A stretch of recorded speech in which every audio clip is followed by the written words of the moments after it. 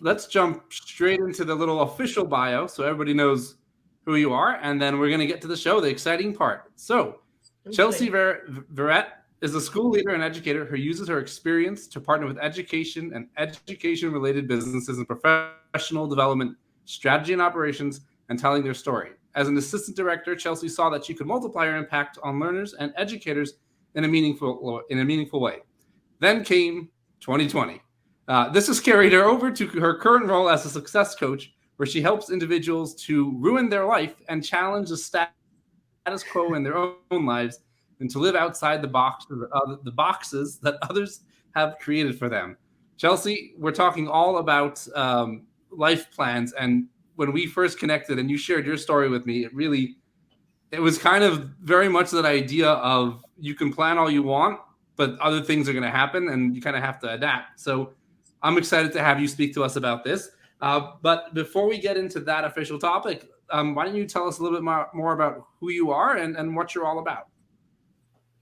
Yeah, so I mean, I'm an educator, always have been, always will be. I'm like a third generation educator. Like, I don't know that there's anything else that I could do if I didn't do that. And so my favorite field of education is early education. That's kind of where I started. My degree is child development. I really prefer humans who are 8 and younger. And then I deal with anyone who's older than that. Because, you know, I want to be kind to the rest of the world. But really, if you're 8 and younger, you're my people. So that's kind of where I did my 16 years of my career. And I taught and did assistant directing and then directing and then founding and all these types of things. And then 2020 happened and the school that I had been recruited to run shut down. And I, which like so many other people was just like, I mean, okay.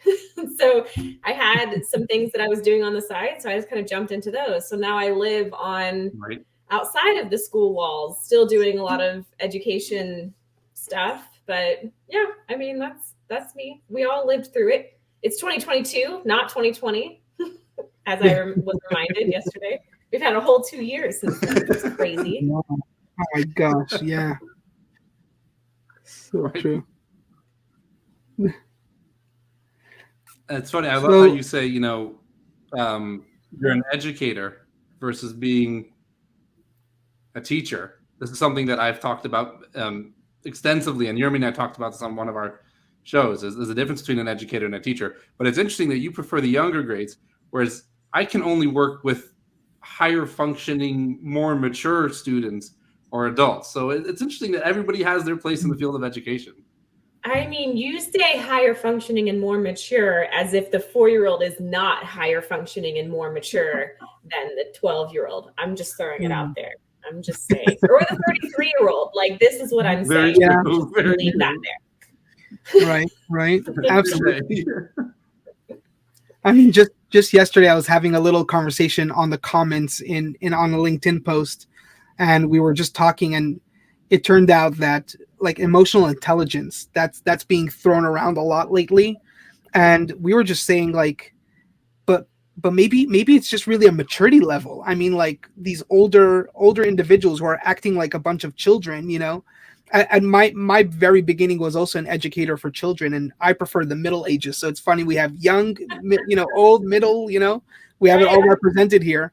I prefer the Middle Ages. I like those ages, and I was just saying, like, sometimes I'm dealing with business owners and different business professionals, and I think to myself, wow, like my middle aged kids, we're acting almost the same way. So is this like a high school? Like, what is this? Like, Listen, I don't work with students anymore. I only work with adults at this point in my career, for better or for worse. And I got to tell you, I use all the classroom management skills that I learned while teaching in my meetings with grown adults. Oh, yeah. So I got all the skills that I need. That is so true. I was writing a paper about like facilitating meetings for different things, and most of the paper was just like basic etiquette that we do in schools, like we do with kids, And I said, Yeah. sometimes you just have to manage that, that behavior and that attitude and stuff like that. So there is so much behavior management that happens when working with adults. yeah, I learned it all when working with 4-year-olds, but it does the same thing. absolutely. Just don't tell the adult they don't like that.